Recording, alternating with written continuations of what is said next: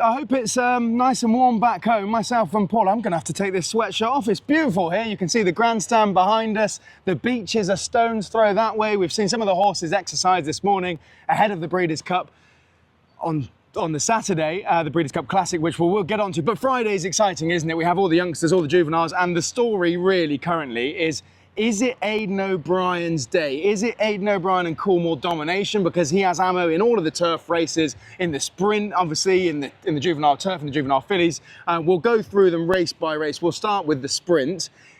He's got a few in here. He's got True Love, he's got Mission Central, he's got Brussels. The draw might play a part. How do you see it, Paul?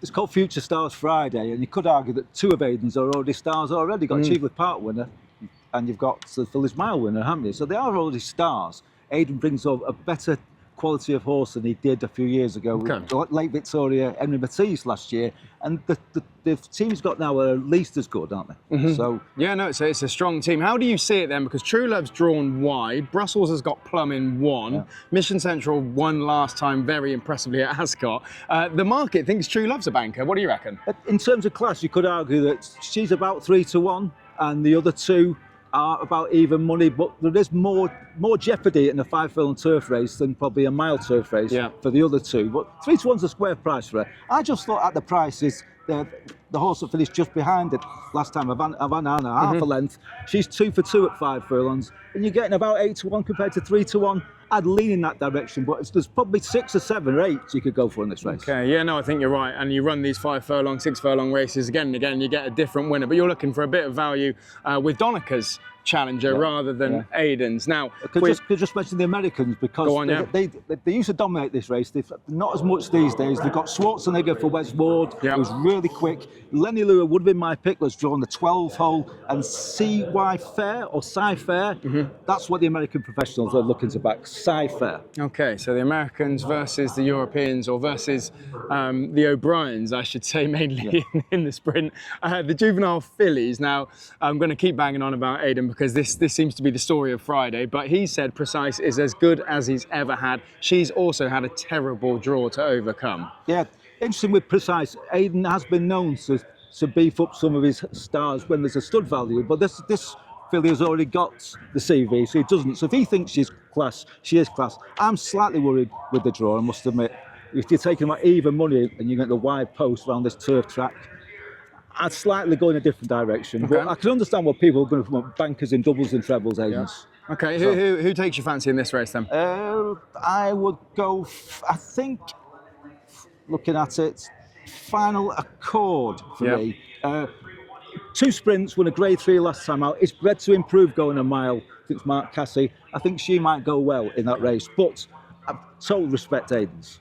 Lads, you know I love a banker, you know I love a shorty. I think Precise might just be too good. Despite the wide draw, I was sat up there having a look at the track and it is so tight, but where we're dealing with a mile may be just far enough for her to figure things out. So I think Precise we can get excited about. If we move on to the juvenile turf, still over a mile. Now, this one gets really interesting. You have Stard for Aidan, of course, but a horse I want to give a shout to is Outfielder for Ammo Racing, and Jason Worth, actually, the baseball player, owns about 10% of him, I think, and that's who the horse was named after. Went down to see him this morning, one of Wesley's ward. Also spoke to David Egan. They're all really, really excited about him. You know what you're going to get. He's drawn relatively low. He's going to go forward. Will he stay? We'll find out if he keeps going for long enough, but I think he's one to take on the Europeans in this. Interesting outfielder, because he was supposed to go to Royal Ascot. Yeah. He didn't make the trip, so Wes Ward did take any of his horses because outfield didn't go. He ran really well at Deauville, not too far behind Gestad. Yeah. So you can make a decent case out for it. So I don't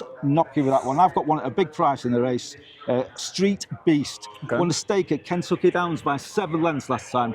Goes for low profile connections, drawn 2. I think might go well at a price. Okay, we like that one at a price. Right, you're the dirt man here. I'm certainly not. I try and stick to the turf races, but anything on Future Stars Day, Juvenile Day, that takes your eye on the dirt races? Well, Bob Baffert's got the favourite in the Juvenile Fillies, Explorer. She improved for more ground when she won the Oak Leaf. It was the 2-turn prep for this at Santa Anita. She looks the right favourite. Tommy Joe would have been favourite, but he fluffed his lines. She fluffed the lines at Keeneland last time. Did get the race in disqualification, but he ran rubbish. Tommy Joe is best. And the Americans are tipping this one up to me. I've got to say, last time at Maiden with a Super Corridora, improving for a trip. I think she might go well at a price. She'll be about 33 to 1 in a market where the favourites are not very solid. Okay, a couple of prices, couple on the dirt, couple on the turf.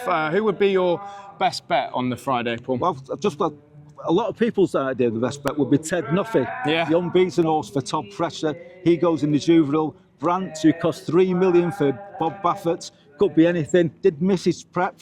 So, and then you've got Blackout Time and Intrepido, who are both come from off the paces. If they get some pace to chase down, I think they could go well. Okay, you've given us more than I asked for there, Paul, but we'll take them. Certainly hope you've jotted some of those down in your notes as we can hear the singing behind us at Del Mar.